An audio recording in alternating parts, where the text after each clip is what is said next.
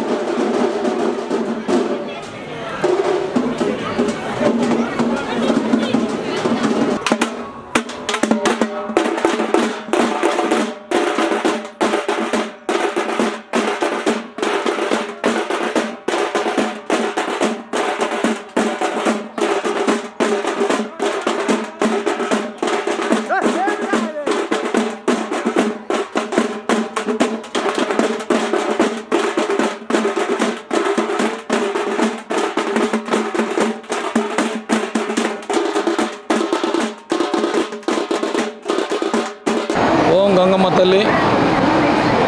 దేశంలోనే ఎక్కడా జరగదు తిరుపతి గంగ జాతరలాగా వారం రోజుల పాటు మహాద్భుతంగా తిరుపతిలో గంగ జాతర జరుగుతుంది. మన రాష్ట్రం కానీ పక్క రాష్ట్రాల జనాలు కూడా వచ్చి ఇక్కడ భక్తులు అమ్మవారిని దర్శించుకుంటారు. ఈ జాతరలో భాగంగానే ప్రతి ఏడు ఏకవీర ఫౌండేషన్ వ్యవస్థాపకులు ప్రతాప్ స్వామి గారు ఆధ్వర్యంలో మేము స్వామివారికి అమ్మవారికి పట్టు వస్త్రాలు సమర్పించడం జరుగుతుంది. దానిలో భాగంగానే ఈరోజు ఈ కార్యక్రమం పౌరాణిక వేషధారణలతో వచ్చి అమ్మవారిని మొక్కులు చెల్లించాము. ప్రతి ఒక్కరూ వచ్చి ఈ జాతర అంగరంగ వైభవం జరుగుతుంది. ప్రతి ఒక్కరూ వచ్చి అమ్మవారిని దర్శించుకోండి.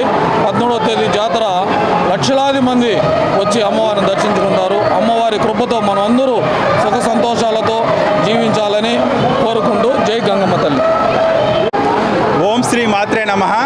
తిరుపతి జిల్లా ప్రజలందరికీ గంగమ్మ తల్లి జాతర శుభాకాంక్షలు. మన గంగమ్మ తల్లి ఎంతో విశేషమైన అమ్మవారు. ఎందుకంటే మూల విరాట్ ఇక్కడ శిరస్సు మాత్రమే ఉంటుంది. శిరస్సుకి అర్థం ఏంటంటే అమ్మవారిని ఎవరైతే పూజిస్తారో వారందరికీ అమ్మవారు మంచి బుద్ధి ప్రసాదిస్తుందని అర్థం. ఇట్లాంటి ప్రాచీనమైన జానపదులు పూర్వం వారం రోజులు కొలిచేవారు. అదే ఆనవాయితీగా ఇప్పుడు కూడా వారం రోజులు వివిధ వేషాలతో పాటు ఇక్కడ జాతర నిర్వహిస్తున్నారు. ఈరోజు అమ్మవారికి పట్టు వస్త్రాలు సమర్పించడం మాకు ఎంతో ఆనందంగా ఉంది. ప్రజలందరూ సుఖ సంతోషం ఉండాలని కోరుకుంటున్నాం.